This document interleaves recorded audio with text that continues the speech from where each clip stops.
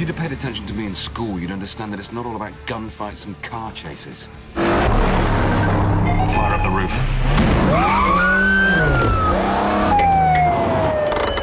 That was brilliant. So how did you guys, after, you know, the success of Shaun of the Dead, where did you guys decide to go with the action film? Like, why was that, you know, the next comedy for you guys to work on? There hadn't been any British cop films in 30 years, and there were no British action films, and we decided that this was a void that needed to be filled.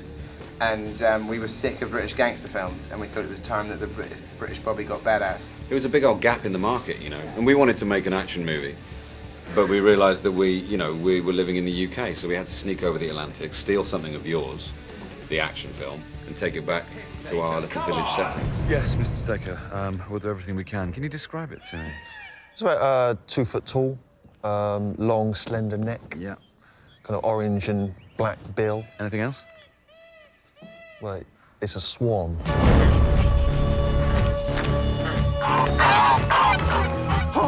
But you guys watched, you know, the Die Hards and the Point Break when you were kids, so you were fans of the genre already? We're of that delicate age where watching Die Hard, Lethal Weapon, RoboCop, The Last Boy Scout on VHS affected us in a very profound way. Yeah.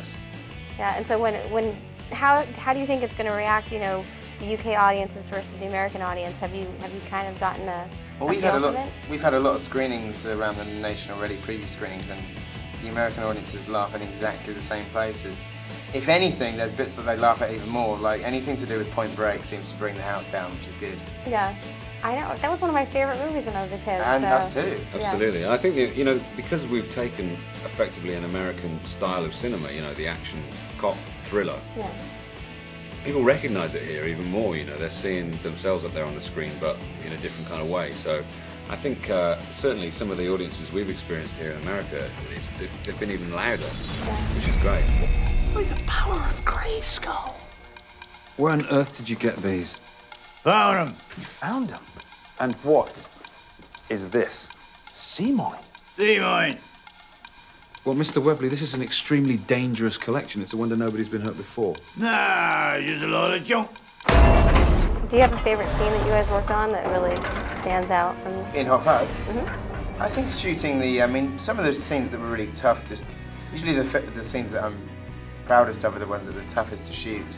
But I like, you know, shooting the shootout in the town square was pretty good fun. Yeah. All the action was great. It was great to be an action hero and know that, you know, you were the baddest ass in the world. Because you've never been offered the action role before? No, I'm a, you know, faintly podgy Englishman. I was in, of course, Mission Impossible 3. You probably remember me in that. Right, bending down. But I was the little typing IT man guiding Tom Cruise through the streets of Shanghai. I wanted to be Tom Cruise. So now you are. So we made Hot Fuzz. What were some of your lines in Mission Impossible 3? Turn left, Ethan. Brilliant. Things like that.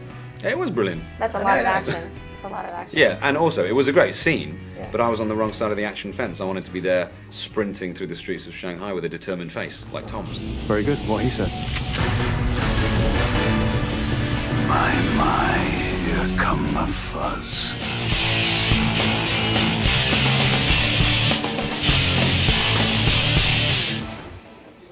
Got a mustache.